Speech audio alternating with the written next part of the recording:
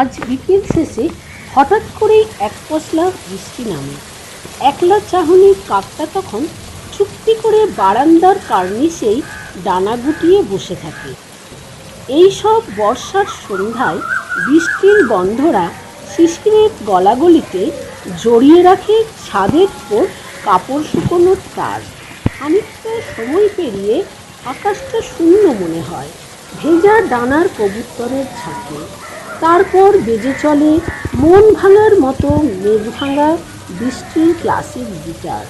নোটবুকে চাপা পড়া অক্ষরদের ভিড়ে জাগতে থাকে না ভোলার মতন কিছু রকমারি ক্যানভাসে আঁকা গল্প এই বুকটা চিরে।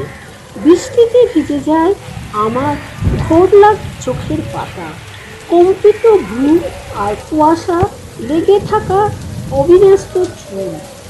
ভালোবাসা যেন আজ হারিয়ে যাওয়া ডাক, অথবা হারিয়ে ফেলা প্রিয় ঝুমকো কানের ফুল।